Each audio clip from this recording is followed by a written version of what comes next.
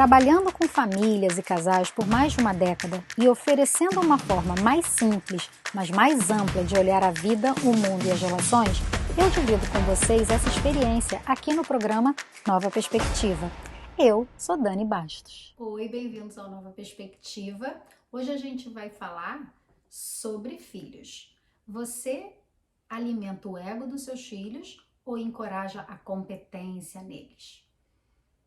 Nós viemos de uma geração em que a gente tinha que trabalhar muito para ser bem pouquinho reconhecida. E aí a gente passou para o extremo oposto. Tudo que os nossos filhos fazem a gente reconhece muito e aplaude muito e valoriza muito.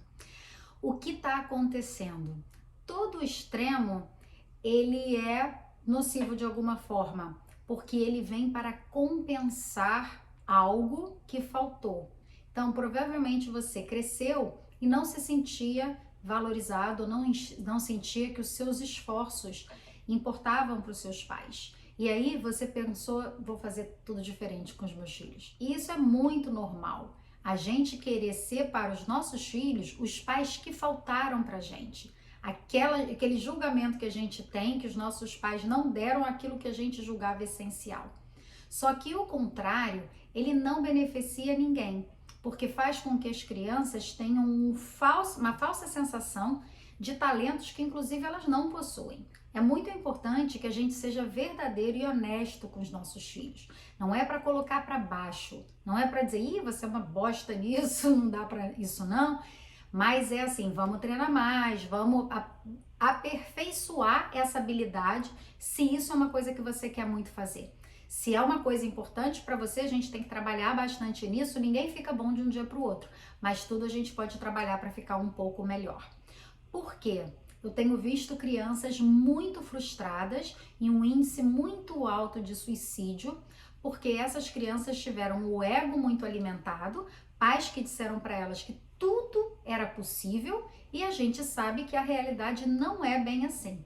O seu filho pode ser o melhor aluno da sala, mas quando ele for para a faculdade, ele vai encontrar vários melhores alunos de várias salas de escolas diferentes no mesmo ambiente. E talvez ele não vai ser o melhor de todos. E tudo bem. A gente vem de uma sociedade muito competitiva. O que acontece com toda essa competição? Alguma competição, ela é saudável, mas muita competição, ela deixa um vencedor e 30 perdedores e pessoas muito frustradas. Então acontece que aquele reconhecimento que o melhor da sala, que aquela criança é muito valorizada e todas as outras ficam muito infelizes. O que a gente tem? Uma sociedade onde alguns se sentem bem, mas se sentem desconectados ou acima, o que prejudica o vínculo da conexão e prejudica também as relações, porque ele é o primeiro naquele contexto ali. Então, ele é um peixinho maior de todos naquele aquário. Se ele for para um aquário maior, talvez tenha um peixe maior do que ele. E se ele for para o oceano, ele vai achar tubarões. Então, é importante que a gente dê a tudo seu peso e medida da forma correta. Elogiar os filhos vaziamente acaba fazendo com que eles fiquem viciados nesse aplauso. Eles começam a operar de um desejo muito infantil, que é agradar a todo custo. Eles começam a se distanciar deles mesmos e da sua verdade. Tem um filme aqui nos Estados Unidos que fala da história de um menino que era prodígio no piano e ele era maravilhoso, ele era muito sensível, ele tinha uma percepção muito aguçada, ele era muito jovem e ele tocava peças únicas, ele fazia coisas extraordinárias para a idade dele.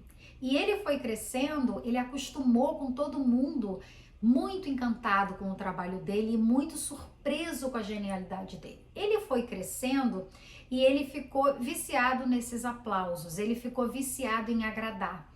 E ele começou a pensar no que o público queria, no que as pessoas gostariam de ouvir, no que faria muito sucesso. No momento em que o propósito dele virou ter sucesso, ele se distanciou da essência da arte, da criatividade dele, da voz única e interior e intransferível que cada um de nós tem.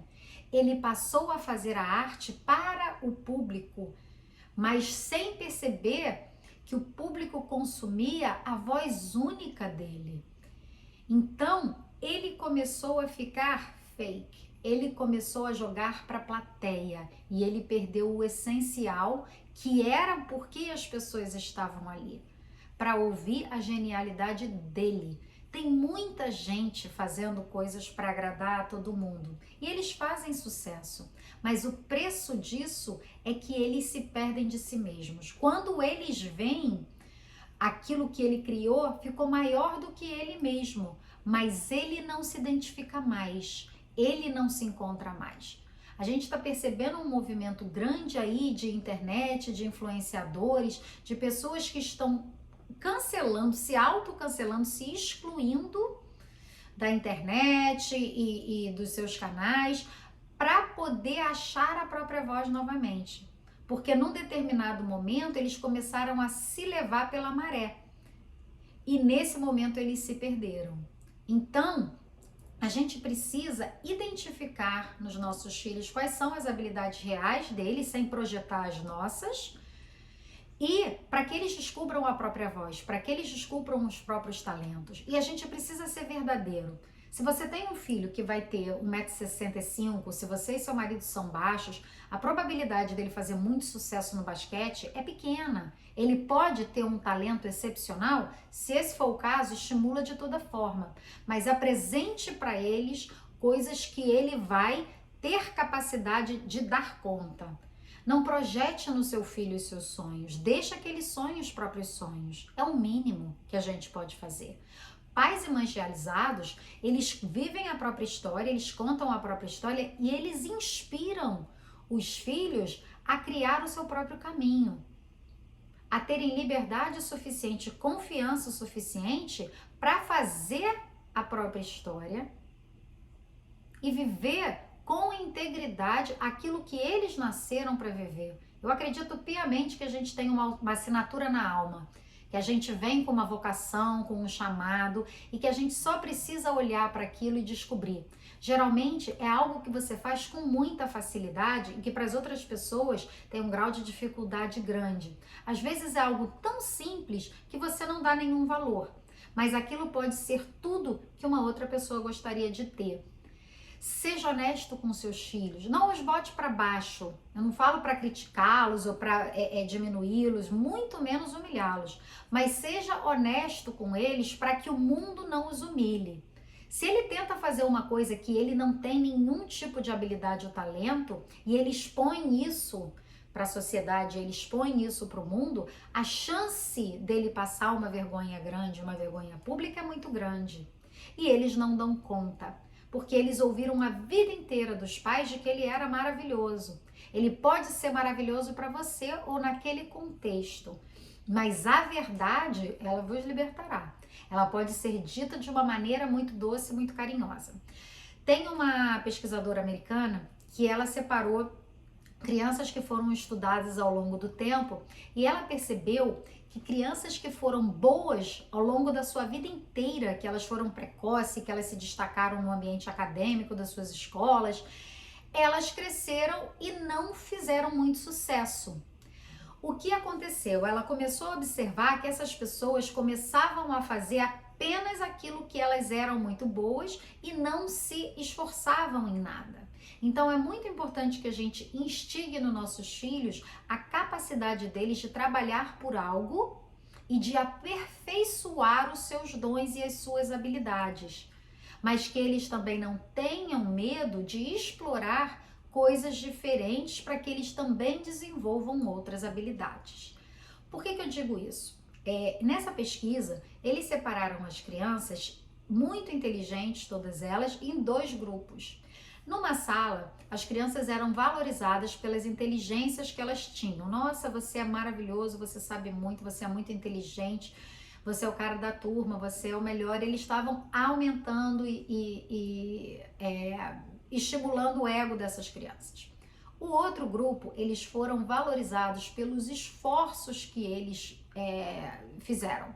Então, nossa, como você trabalhou duro nisso, eu vi que você prestou muita atenção, que você estava muito focado, eu vi como você estava comprometido ali com aquele ofício, com aquela situação, com aquela atividade. Eles observaram que as crianças que foram elogiadas pela inteligência, que é algo inato, que é algo que eles não têm como melhorar, eles já são inteligentes. A criança que é inteligente, ela já é, mas ela recebeu aquilo. Então ela não sabe como aperfeiçoar ou como melhorar aquilo. A criança esforçada, ela tende a ser mais persistente. Então ela é capaz de suceder mais porque ela não desiste com facilidade. A criança que é aplaudida, ela faz aquilo que ela faz bem e acabou. No momento em que ela encontra uma dificuldade, ela desiste com muita facilidade. Então, a gente tem que observar com honestidade as habilidades dos seus filhos, mas aumentar neles a capacidade dessa sensação de competência que vem com esforço, que vem com prática, que vem com determinação e disciplina, consistência. São valores que eles podem melhorar, que eles podem, ao longo do tempo, desenvolver e aperfeiçoar. Então, uma criança que sempre foi valorizada pela inteligência, ela chega num ambiente onde ela não performa bem, ela se recolhe, ela se retira daquilo, como se aquilo fosse um fracasso. A criança que foi reconhecida pelo esforço, ela vai prestar mais atenção, ela vai tentar mais uma vez, ela vai ficar estimulada pelo próprio desafio, ela vai tentar fazer melhor. Então, eles perceberam que o grupo que foi elogiado pela inteligência, na segunda etapa desse teste, eles deram uma segunda opção para todas as crianças. Você pode estudar mais um pouco para a segunda fase do teste, ou você pode comparar a sua nota com a dos outros colegas. E a turma dos esforçados, a mesma coisa, que eram valorizados pelo esforço, a mesma coisa. Você pode ver a sua nota comparada com a dos seus colegas, ou você pode estudar um pouco mais para a segunda fase. A turma dos que eram inteligentes e que eram valorizados pela inteligência, todos eles escolheram ver a nota dos colegas. Eles escolheram se comparar com os outros e saber o quão melhor ele era do que os amigos deles, os colegas dele de classe. E o valorizado pelo esforço, eles escolheram estudar um pouco mais para a segunda fase do teste. Entendam, todas as crianças eram inteligentes. Todas as crianças eram extremamente capazes, estavam acima da média. Mas isso foi uma pesquisa de comportamento baseado nesse fator externo que é o incentivo ou o aplauso. Então, para uns era um aplauso gratuito, inteligente, maravilhoso, você é o cara. Para os outros, você é esforçado, você é focado, estou impressionada com a sua capacidade de prestar muita atenção, de não desistir e tal. Na segunda fase do teste, os primeiros compararam as notas, os segundos estudaram um pouco mais. Na segunda fase do teste, todos os que eram elogiados pela inteligência, a performance deles caiu. E na segunda turma, toda a performance deles subiu, porque eles escolheram estudar um pouco mais, ficar mais capacitados e eles conseguiram uma nota melhor. E 100% da outra turma, a performance teve um declínio. A terceira fase do teste, sempre as mesmas turmas valorizadas por coisas diferentes, mas o mesmo teste para todo mundo. A primeira turma, valorizada pela inteligência, eles deram a opção de fazer uma coisa que eles já sabiam, dar um teste fácil para eles, ou uma coisa mais desafiadora. A primeira turma, 100% das crianças escolheram o teste fácil. O teste que eles saberiam que eles teriam 100%, que eles tirariam A. A segunda turma, todas escolheram o desafio. Todos escolheram algo que pudesse desafiar a mente deles. Eles estudaram esse grupo por 20 anos e eles perceberam que as posições de liderança e as posições de mais projeção com esses adultos eram dos meninos mais esforçados, das crianças mais esforçadas. E as crianças que eram as crianças valorizadas por serem muito inteligentes, elas ficaram naquela zona de conforto. Eu fico no que eu sou bom, mas não exploro nada, eu não exploro outras habilidades. Então, aqui eles falam que é falha no lançamento. São pessoas que têm muito potencial, que você espera grandíssimas coisas dela, porque elas são praticamente gênios quando são crianças, mas na vida adulta eles não têm essa habilidade de se adaptar, de fazer o que é necessário ser feito para o sucesso. Ou seja, eles conseguem algo, mas eles não conseguem manter, porque eles não têm disciplina, consistência, eles não gostam de desafio, eles gostam do sucesso pronto. Então é aquela história de que essa geração nova tá chegando e ela quer sentar na janelinha. Ela acha que ela chegou agora e que ela não vai ter que ralar, que ela vai receber tudo pronto. A gente está tirando dessa geração a capacidade de se sentir competente, de fazer algo por elas mesmas, porque a gente ralou e a gente está dando para os nossos filhos pronto. Isso é o que está deixando essa geração muito insatisfeita. Índices de depressão em jovens adultos está enorme, porque ninguém mais quer trabalho de verdade. Eles querem mandar. Eles querem começar um próprio negócio sem experiência nenhuma de vida. Eles querem começar sendo líderes, sendo que eles nunca foram liderados. E isso é muito difícil. Por mais empreendedor que você seja, por mais empreendedor que você quer que o seu filho seja, o trabalho vai dar caráter, o trabalho vai trazer experiência, vai dar dignidade. Para aprender a mandar, você primeiro tem que saber obedecer. É muito importante a gente respeitar quem veio primeiro, quem tem experiência. É muito fácil querer chegar e furar a fila, mas na vida isso não é possível. Se eles conseguem tudo muito rapidamente, sem pouco esforço, eles não conseguem manter, eles não dão conta, eles não têm maturidade. Ou se eles têm tudo de uma vez, eles botam aquilo a perder ou eles se perdem, porque eles não dão conta. Então, tudo a seu tempo. Não precisamos pular etapas. Eu vejo pais querendo filhos saindo da faculdade CEOs. Não queira isso para o seu filho. Deixa ele ralar. Deixa ele passar pelo que ele precisa passar, porque você não sabe o quanto aquilo vai estar ensinando ele. Habilidades que ele vai estar desenvolvendo nas dificuldades, que vai fazer com que eles fiquem fortes. A gente camelou, fez um monte de coisa e a gente quer dar tudo pronto.